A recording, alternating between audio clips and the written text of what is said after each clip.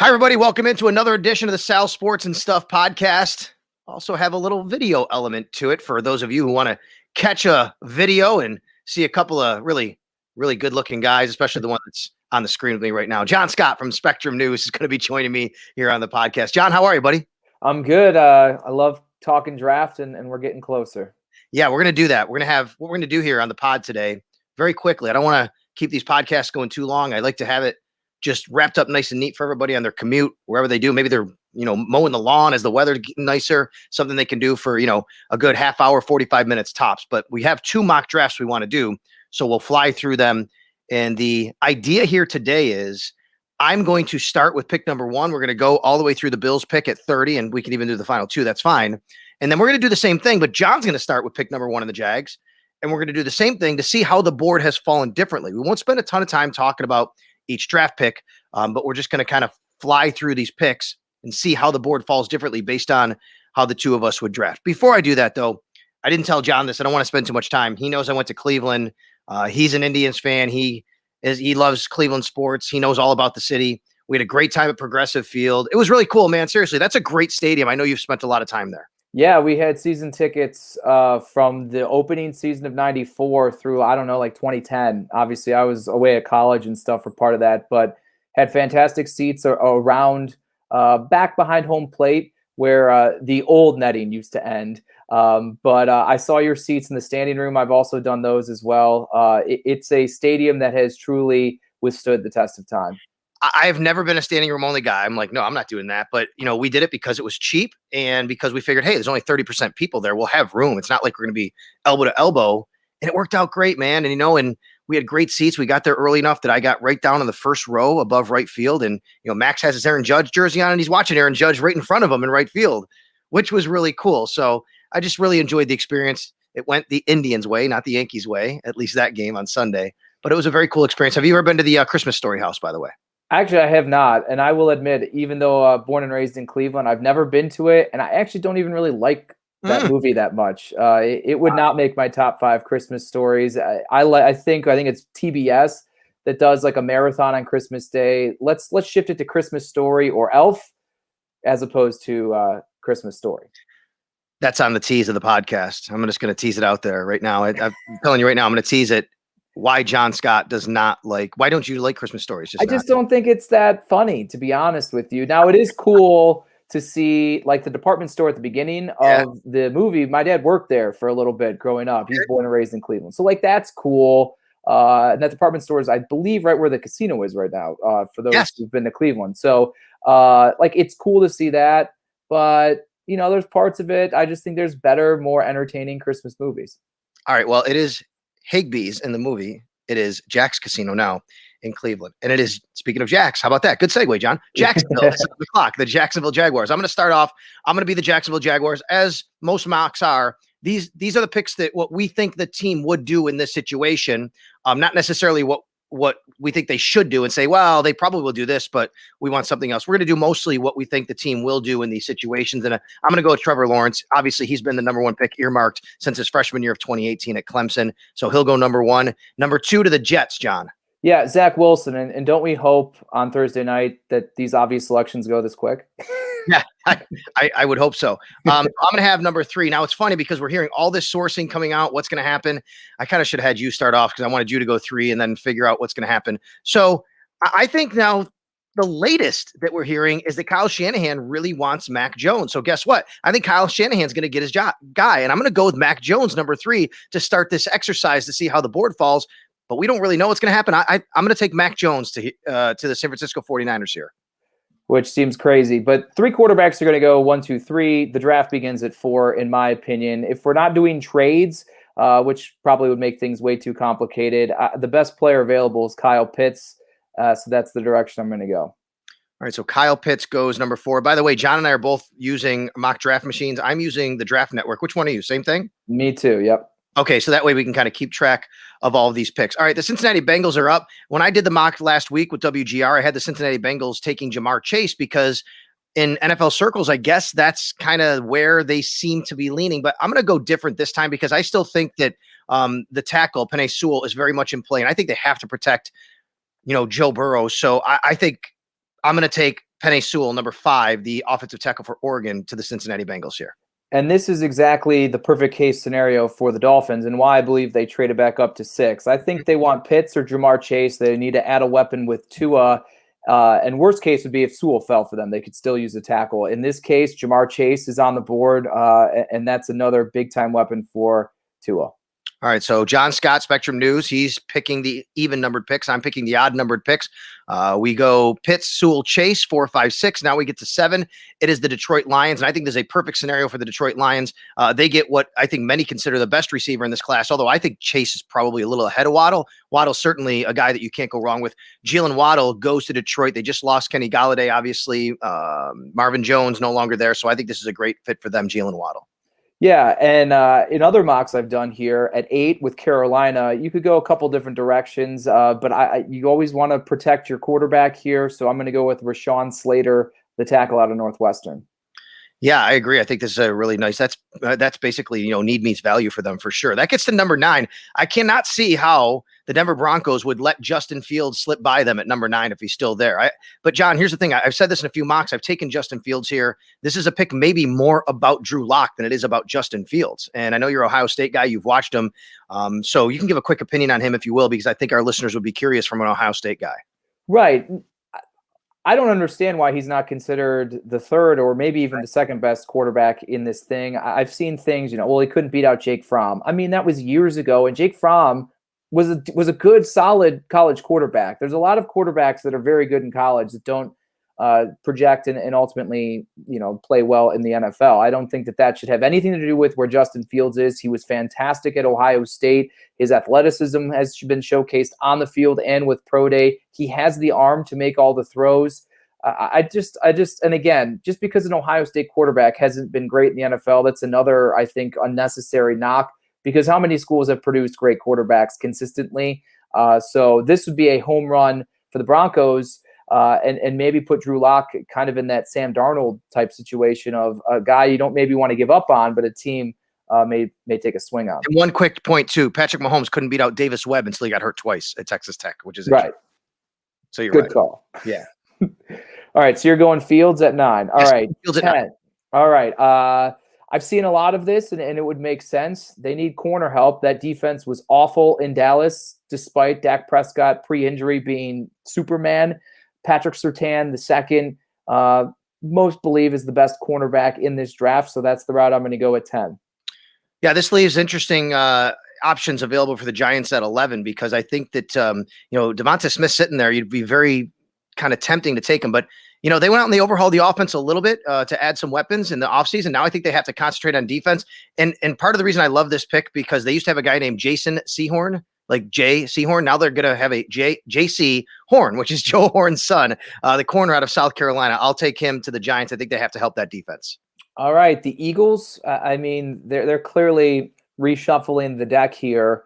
Devontae Smith is interesting, but I'm going to go defense. And I think Micah Parsons, the Penn State guy, going to the Eagles is the route I'm going to go. I was just watching some more film on him this morning, man. He's good. He's a really good athlete, by the way. He can do a lot of different things. Are you surprised Devontae Smith has fallen this far in our mock? No, I think 166 pounds is the weigh-in. Some of my skinniest friends are 166 pounds, and that's not denying his talent, but the NFL level, even if he packed on 15 pounds of muscle, 180 is still pretty small for an NFL guy. So if you're going to invest a first-round pick, you want him to be durable, and at 166, I think there's serious questions. The Draft Network's board has Christian Darasaw as the top-rated tackle on the board, and right now he's also, in fact, he's pretty close to top rated. He's 15th, and I think that's the right spot here for him to go to the Chargers. They need to protect Justin Herbert as well. They have weapons. They don't need to add weapons. They need protection for their young quarterback. Not that he took a ton of sacks last year, but you want to make sure that you're keeping him upright as much as possible. That brings us to 14 of the Minnesota Vikings. Boy, wouldn't this be interesting? Because a lot of people, Kirk Cousins is still there, but not everyone's sold on him. Would you take a guy like Lance to roll the dice? If not, New England hits an absolute home run here. I'm going to go with them going on defense, and I'm going to say Jalen Phillips is the pick here. And that I would say is one of the worst case scenarios as a Bills fan, with New England coming at 15. Yeah, because New England comes up at 15, and there's rumblings today they're going to trade into the top 10 or trying to get a quarterback. Well, they don't have to here in this scenario. Trey Lance, by the way, Trey Lance, a native of Minnesota. The Vikings pass on him, and they let him go to the Bills' division rival, the New England Patriots. I'm going to take Trey Lance. The Patriots get what they hope is their quarterback of the future at 15. Absolutely. Now you move to 16, and that is Arizona. And while I'm not completely familiar with all of their team, I do know, obviously, with Cliff Kingsbury and everything, the focus is on defense, or offense, excuse me. I'm going to go defense here, and a guy a lot of Bills fans really like, Jeremiah Owusu-Koramoah, out of Notre Dame, a versatile linebacker that kind of is that safety linebacker mix. Yeah, that's interesting. This is an interesting team for them. They could have gone a lot of different directions. The Raiders are sitting there, and we know that they love their receivers over the years, right? Devontae Smith is out there, but again, I think there's an issue where they still have to find a way to revamp their offensive line. They've revamped, I should say, their offensive line. They still have a little question at right tackle. In fact, a couple of days ago, Mike Mayock was talking about a practice squad player possibly being a projected starter there. Well, this is where Tevin Jenkins comes in. I think this perfect need meets value for the Raiders to go Tevin Jenkins, the offensive tackle. He could play guard as well out of Oklahoma State. And now we fall to the Miami Dolphins, their second round pick. And I mean, when you look at it, Devontae Smith is a guy a lot of people had mocked, a lot of people had him mocked to them early, right, in the beginning portion of the first round. I'm going to go here on the defensive side of things, and I'm going to take Kwity Paye out of Michigan, arguably the top edge rusher in this class. Boy, if they come away from this draft with Paye and one of those big 3 or 4 receiver pits, receivers, whatever, that's a nice haul for the Miami Dolphins in these 2 picks. There's no doubt about it. All right, let's go to Washington, who's up next. Boy, Smith is still staring them right there. I mean, what do they do? Do they take Devonta Smith? Do they pull the trigger on that? I don't know. Let me just see. Who are the offensive tackles are starting to come off the board as well, so I can't go there. You know what? They need a little more help on the offense, but I think with Caleb Farley, the cornerback, sitting there where he is, I think the medicals on him are the only question. I'm going to take Caleb Farley to go to Washington. It's kind of in their backyard there, Virginia Tech, so maybe that they have a little more intel on him as well. Yeah, and now I'm going to actually, the Devontae Smith free fall is going to end here with the Bears. Okay. I think, especially with the Allen Robinson situation seemingly heading to a bad road, I think you replenish the wide receiving group and try to make the most. So Brett brings us to 21 to round out the top 20. We had starting at 17, Raiders, Tevin Jenkins, 18, Kwity Paye, 19, Caleb Farley, and 20, Devonta Smith, the wide receiver out of Alabama. John Scott is picking the even numbers. I'm picking the odd numbers right now. We'll flip-flop it when we're done here after we get all the way to the Bills pick. That brings us to the Colts at number 21. There's 2 things they absolutely need. That is offensive tackle and edge rusher. Right now, the offensive tackles are kind of thinning out, but edge rusher, there's a guy sitting there I really like, Azeez Ojulari of Georgia. I like him for the Bills. I don't think he'll get there, and he stops right here in this mock going 21 to the Colts. And now we are at 22 with the Tennessee Titans. And this is an interesting one. According to the Draft Network, cornerback is their top need. We know that they could use wide receivers here. You know what? I'm going to go with, after losing Corey Davis, I'm going to go with Rashad Bateman out of Minnesota to fill that void and continue to have a dynamic duo with him and A.J. Brown. Yeah, I like it. Rashad Bateman, I like him as a player. I think he walks in right away, and he fits that offense. He can play kind of right away in the NFL. All right, pick number 23. This is going to be the New York Jets. Remember, they went with Zach Wilson on the offensive side, but now here they're looking maybe for the defensive side. Is there someone, who's staring right at them in the face is Xavier Collins, the linebacker. And I know that they have CJ Mosley. CJ Mosley opted. He hasn't played in like 2 years, but to me, this looks like a guy that could kind of fit right in their defense. I think Xavier Collins is a guy that goes right to the Jets there, and then they figure out what they want to do with CJ Mosley. I'll take Collins, number 23. And Collins is similar to JOW or JOK, I should say, from Notre Dame, is one of those hybrid guys that seem to be the real, flashy thing to add, like a Matt Milano type guy. All right, Steelers at 24. I think their offensive line needs work. And as much as we've seen maybe Najee Harris or ETN at this point, Elijah Vera Tucker is a guy who played tackle, can play guard as well, and they can figure it out with, similar to what the Bills have done with Cody Ford. So Elijah Vera Tucker from USC. And Kevin Colbert was actually even saying the same thing, I think earlier today, where he talked about like just a little more work to be done on the offensive line. So I think that's really interesting. So the Jags, they got their quarterback at the top of the draft when we started this. They still need a little offensive line help. I don't really like what's going on overall in the tackle spot, but Christian Barmore is there. I'm sorry, defensive line. Christian Barmore is there as well. What about interior offensive lineman? Landon Dickerson. That's who I was going to look at. Sorry, I hit the wrong page. Landon Dickerson out of Alabama. I like him. He can do a lot for the Jags up front. He can help out their young quarterback, of course, and he comes from a program in Alabama. And, he's played a lot. He's played a while now. He's played 5 years, but he's had a lot of injuries. But I do think he fits up here for the Jags to kind of help out their young quarterback up front, Landon Dickerson. All right. Now the Cleveland Browns. Ooh, yeah, the Browns to start here. And after releasing Sheldon Richardson, they're going to go right back and fill the well with Christian Barmore from Alabama. Yeah, you like that player for the Browns? I do. I think that or corner. So I would say it was between Christian Barmore or Greg Newsome II, who ironically I think, not to get ahead of ourselves, are two guys that should be on the Bills' radar at 30. All right, so the Ravens here, they can go in a number of directions. Remember, they have 2 first-rounders now, 27 and 31, after the trade they made with the Kansas City Chiefs.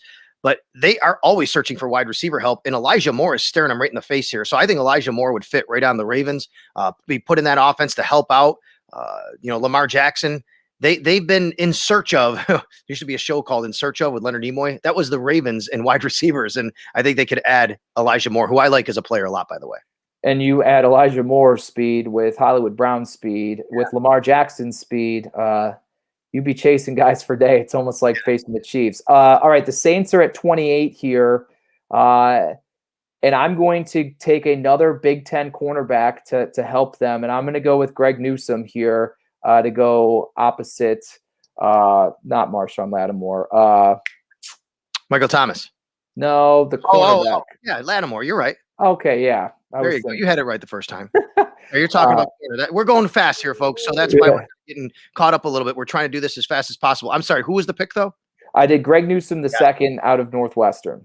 Oh, man. I'm telling you, John, every single time I do a mock, every time, Greg Newsome is there. He's there. And I'm like, oh, my God, he fits for the Bills. And he gets snatched up right before the Bills pick, just like you did. So it doesn't surprise me that he went right there. And then here we have the Green Bay Packers at 29, who always seem to need help for Aaron Rodgers, but don't give him help. But in this case, I think they might be able to give him some help because there are some very talented wide receivers still left out there, including Kadarius Toney, the slot receiver, who can fit right into that offense, give Aaron Rodgers another weapon. So, yep, Aaron, you finally got what you wanted. I'm going to give you Kadarius Toney from the Green Bay Packers. That brings us to number 30 and the Buffalo Bills.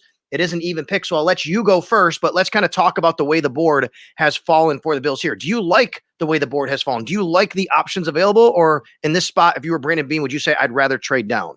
I would rather trade down, and this is a scenario that, as I've run a lot of mocks over the past month or so, I seem to find myself at 30 with the Bills in this position. Both running backs are on the board. There is a wide receiver or two in that grouping that's there. And then you're kind of at the back end of the edge rushers. And so I think it's like a little too high to maybe go that edge rushers. There's that second tier of cornerbacks that I don't necessarily think you go with at 30. So in this scenario, I would be looking to trade down and maybe recoup a fourth or just get another top 100 pick. Yeah, I agree. Everything you said about the board, every time I do a mock, the way it falls for the Bills, I'm just not in love with it. I'd rather the Bills either trade up to get somebody they really like, or once you get here, kind of trade down. But not going to happen here in our draft. I mean, you do have some guys that have kind of been going and been tied to the Bills a little bit. If you want to go edge, you have Tryon and Owe. If you want to go wide receiver, Rondale Moore is still there. Terrace Marshall Jr. is still there. There are some players, but you don't have to go to either of those positions. What do you want to do at 30? I'll let you start. If they're not trading, I'm going to go with I'll go with Travis Etienne. I think because I feel like he could help them in the offense more now and later than a wide receiver. Another position I've been advocating them to take early, and if I did, I would have gone Terrace Marshall Jr. But I'm going to go with Travis Etienne at 30 for the Bills, the running back out of Clemson. If I was in this spot for the Bills, I I think I might go Joe Tryon, maybe Asante Samuel, but I don't love a Samuel's fit in the Bills defense necessarily. I like him as a player, but I don't know if that's a fit necessarily. I'd probably go Tryon given the way the board fell. Quick question for you. Do you have ETN? Like, do you have him ahead of Harris overall or just for a Bills fit? I think I have him overall, but in particular for a Bills fit. I mean, Harris doesn't he has more speed than you would think from someone his size, but he's not the ultimate home run hitter. And if they didn't have Moss and Singletary, I probably would be more on board with the Harris pick. But for what the Bills have, ETN, and I do tend to like him just in general more so slightly than Harris. Okay. Let's just round it out so I can basically do a screenshot and print it up. I'm going to go with Joe Tryon then, the edge rusher, 31 for the Ravens, who are now in that spot. And that brings us to 32 for the Tampa Bay Buccaneers. Where would they go at the back end of the round? You know what? Let's get the rich get richer. Terrace Marshall Jr., I think then that way they can kind of, it fills Antonio Brown's the uncertainty. And now, once again, Brady throwing to a plethora of weapons offensively. Okay, so I think I can save this somehow, right? I can do if you want to save the mock. All right, I'm gonna write Sal and John 1 so that I can put it up there for everybody to see a little bit later. All right, so let me just take 1 second here to kind of start a new mock. We're gonna do that. So John and I went through. See, that didn't go too badly. Any surprises as you look over the first round and you take a look? I think Devonta Smith falling as far as he did, but I think it is possible that happens now. Absolutely. I do think that that's how it could fall. It is interesting. Again, not too much in the mock world is surprising me at this point, only because I've run so many simulations myself that I feel like I've touched on every single sort of a scenario. And again, the way things fell with the Bills is pretty common. So was not too surprised about that. Hey, he is John Scott, Spectrum News. You can follow him on Twitter at John Scott TV. You see that down there on the screen. We're doing a little video here as well, but this is the Sal Sports and Stuff podcast. By the way, thanks for downloading, subscribing. We got iTunes, Spotify, the Odyssey website and app, WGR550.com, all those different platforms for you on the podcast. Thanks for everybody for helping me get on the top charts of iTunes. I'm super pumped and proud about that. Going to keep it rolling this week with a lot of draft talk, and we're starting off with mock drafts here on a Monday. It's a double mock draft day. I just started with number 1. John starts with number 1 here in mock draft. Number 2, you are on the clock with the Jacksonville Jaguars. Trevor Lawrence. And again, if this takes the full 15, I'm going to be super annoyed with my guy, Urban Meyer. Hopefully that doesn't happen for sure. The Jets are going to go with Zach Wilson. I mean, they could throw a curveball. I don't see it happening. There's been nothing to suggest anything other than Zach Wilson to the Jets basically since his pro day. And you know what? I'm going to go with Trey Lance at number 3 for the San Francisco 49ers. Something different. I'm glad you did that so that we didn't go through the same exercise here in the top 5. Right. And if it truly is between Mac Jones and Trey Lance, I think maybe Josh Allen showed teams that it's worth it to roll the dice on the guy with more top-end potential than it is to play it safe. And I just, for the life of me, it's not a major indictment on Mac Jones, but he's not the 3rd best quarterback in this draft. I just cannot foresee that happening. I would be shocked if that happened. So I'm going Trey Lance. Okay, that brings me to number 4, and I'm not going to do much different than you did because I do think Kyle Pitts is the best non-quarterback in this draft. And look who their head coach is now, Arthur Smith, coming from Tennessee, a very good offensive mind. I think he'll figure out how to use him. And I know there's been some talk about maybe trading Julio Jones. Maybe this is why. Maybe it's for a receiver, but they know they're going to add another weapon. There's so many mouths to feed, right? So I'm going to go Kyle Pitts at number 4, bringing us to the Bengals at number 5. All right. And for the sake of not repeating ourselves, let's go with Jamar Chase. Let's reunite Joe Burrow with his top target from that incredibly prolific offense at LSU. So the Bengals beefing up on wide receivers, they're bringing in Jamar Chase. All right. So that leaves to me a guy that I think Bills fans will not want to see on the Miami Dolphins. That is Jalen Waddle. There's 2 schools of thought. Do you help Tua with a guy that can kind of work underneath and accentuate his short game, or hey, give him the guy that he can hit the home run ball with? And I think Jalen Waddle can do everything. So I'm going to go Jalen Waddle to the Miami Dolphins at number 6. And now you look at Detroit and you're like, okay, if I have to take the top tackle in this draft, I'm more than okay doing that. Penei Sewell out of Oregon at 7 to the Detroit Lions.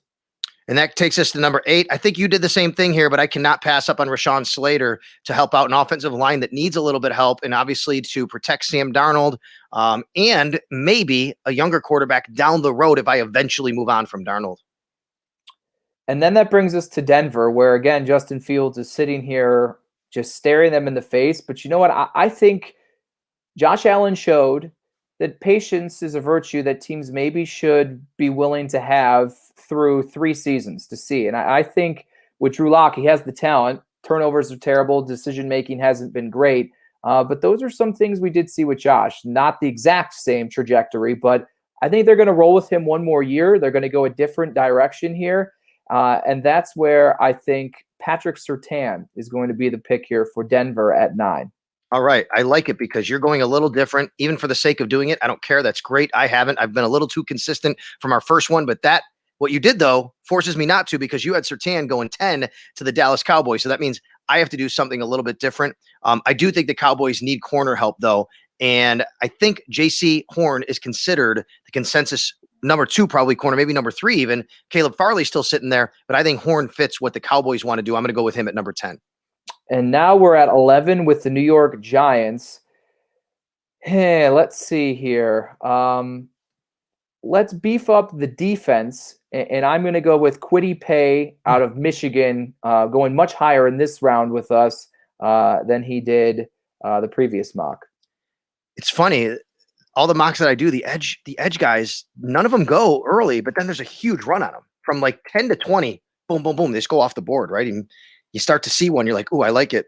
And then it just doesn't work out because they wind up going off the board. That brings us to 12 and the Philadelphia Eagles. It happened last time. It's not going to happen this time. I'm going to have the Eagles take Devonta Smith, the wide receiver. He's not going to slip that far this time. He's going to stay at number 12, and I think the Eagles could really use him.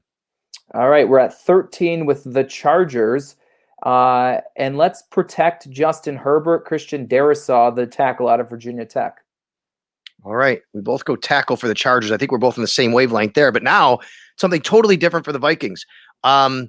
Justin Fields at 14. That is great value. And here's the best part about the Vikings. This is Andrew Brandt tweeted something earlier today, who used to work for the Packers. He said the best time to grab a young QB is when you don't need one. That way you're not forced into one, basically, to try and have to chase one later. Like, you could say they need a QB, but come on, Kirk Cousins is still the starter there. You have the best of both worlds here. You can let Kirk Cousins play, groom Justin Fields, move on from Kirk Cousins. Justin Fields becomes the starter in Minnesota. I got Fields to the Vikings here at 14.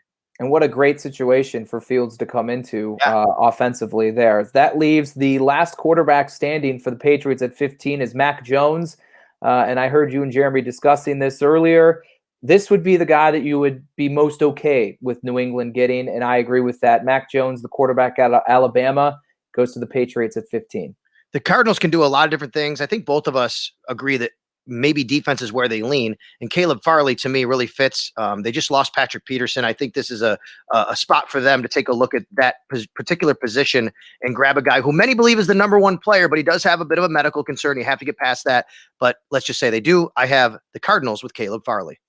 Let's go to the Raiders at 17, and let's address that tackle spot with Tevin Jenkins, the tackle out of Oklahoma State. Yeah, they overhauled that line, but they still have that need at right tackle. I like it. All right, the Miami Dolphins are next up. What did we do early on? You had Kwity Paye. Okay, edge for the Dolphins on the first pick. So you know what? I think they might want to go. I'm going to throw a little curveball at you here, John. I don't know if we've had this guy going this high in a lot of mocks, but I'm going to have the Dolphins shoring up the run game with Najee Harris. I think Harris is the Dolphins have been a team in search of a run game for a while. They've been shuffling running backs in and out. Harris can come right in. He can play, and he can be a player on their team and reunite him, by the way, with Tua. I like that. That puts 19 with the Washington football team. And I'm going to go with Micah Parsons, a guy who probably has top 5 talent. There's some other concerns with people, but talent-wise, that's a really good value pick at 19. Okay, that leaves the Chicago Bears at number 20. You talked about, I think we went wide receiver last time. That's really not an option at this particular point. Boy, is there really a quarterback left for them? No. Okay, so how about we go, you know what? I'm going to stick with corner. I'm going to go on that side of the ball. Let me look at my board here. Maybe a little overdraft by some of the mocks I've seen, but Greg Newsome II, the guy that I say always seems to go off the board before they get to the Buffalo Bills, maybe a little earlier than normal, but I think the Bears would like to help out that defense there with Greg Newsome II. That will help their getting to the passer as well, having a little more coverage. And he's a Chicago guy who went to Northwestern. I think he'd be pretty cool with that. All right, 21, the Colts, excuse me, at 21. And as much as they've been known for their offensive line, I think they could still use a little help there, especially, Anthony Costanzo, I believe, retired. Yeah. So let's go with Elijah Vera Tucker. Again, I mentioned it earlier. He played tackle. Some may think similar to Cody Ford, maybe better suited at guard, but they can kick the tires at tackle to start. And that leaves number 22, and we come up to the Tennessee Titans. The Titans, you could make an argument for a few different spots for the Titans. You made a really good one at wide receiver last time. And in fact, I think I might want to go there. Let me just check out, see where my guy Bateman is. Yes, he's still there. Rashad Bateman at 22. I think that's a fit for them. He could go right off the board. Did you take Bateman for them as well? I certainly did, yes. Okay, so I didn't mean that. I didn't even realize it, but I think that's a fit for them at 22. I would agree with that. The Jets here at 23. I'm going to go with Travis Etienne. Let's add some more offensive weapons as the Jets try to not replicate their shortcomings by surrounding Sam Darnold with a lack of talent. They're going to try to replenish things to do better with Zach Wilson. Wow. So that leaves now the Pittsburgh Steelers without a running back option, because a lot of people thought that the Steelers would actually have a running back in their sights here, whether that be Harris or Etienne. But you know what? The Steelers do need to shore up their offensive line. Landon Dickerson out of Alabama, he can play different spots. He's smart. He can do a few different things for them and fit in. So I'm going to put Landon Dickerson on the Steelers at 24. All right. Now it's the Jags at 25. Obviously, already addressed Trevor Lawrence. I'm going to go with bringing him a weapon, and let's go Terrace Marshall Jr. out of LSU, 25, to try to bolster the weapons around their young quarterback. Okay, so Terrace Marshall Jr. goes 25 to the Jags. That brings me to 26, the Browns. You know what? The Browns have been they haven't been shy in taking some risks. Jalen Phillips could be the number one pass rusher in this draft. There's a lot of questions about him, but I think that he could fit right there on the opposite side of Myles Garrett and Jalen Phillips. I have 26 of the Browns. And let's go with another edge rusher at 27 to Baltimore, Azeez Ojulari out of Georgia. As you stated earlier, the edge rushers tend to go in a bit of a run this later than we had it the first time around. That brings number 28. That is the New Orleans Saints. I think the Saints also want to address the edge, try to get to the quarterback a little bit. I'm going to go Joe Tryon, Washington, going to the Saints at 28. All right, 29, we have the Green Bay Packers.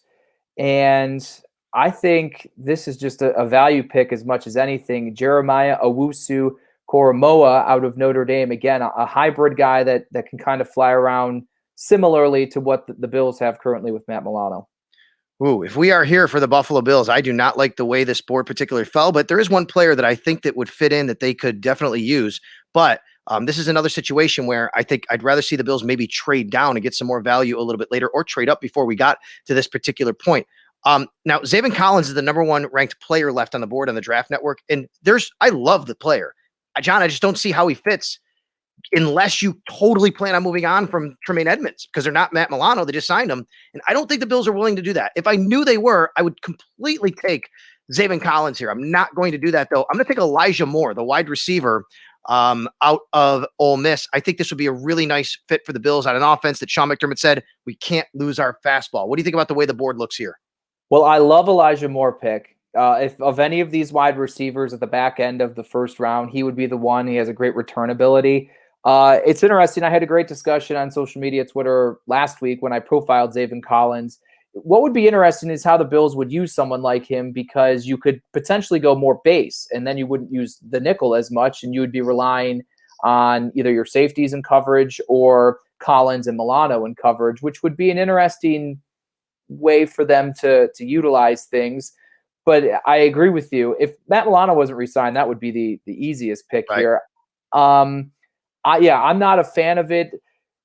with the way that it fell, again, you have the same conversations. Like Gregory Rousseau out of Miami is really the best edge rusher. Do you want to go there? There's questions about him after not a great pro day. You have that crop of slot receivers that Moore's in there, or some linebackers or things like that. So I would agree with you. In this scenario, Elijah Moore would be my pick as well. All right. So that brings us to 31. We'll round it out with you picking the Ravens and me picking the Buccaneers. All right. I'm going to go with Trevon Moehrig out of TCU with safety to get them some help in the back end. Okay. And that would be, okay. So you said Mowens, safety? Yeah. All right. I will do that. Moehrig. I'm sorry. Moehrig, the safety. And I am going to go for the Tampa Bay Buccaneers. You know what?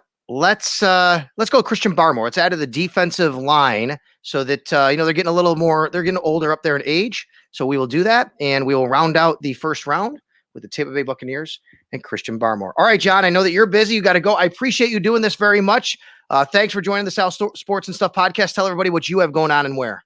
Right. I'm rounding out my prospect profiles. Usually I like to schedule them to the last few of them are the guys I think really could be in the Bills' plan. So these next 3 days are the ones that I think probably would be best case and guys that could be in the fold at 30, as well as I'm making my trip. Haven't been back home to Cleveland in over 2 years. I will be there for the draft starting Wednesday, Thursday, Friday for our coverage. I'm excited to stop the projections and start the discussion after the decisions are made. Okay. All right, John. Thanks, buddy. I really appreciate it. And we'll be looking for your coverage. Thanks for joining me here today. And you have a great rest of your day and week. Thanks. You too, man.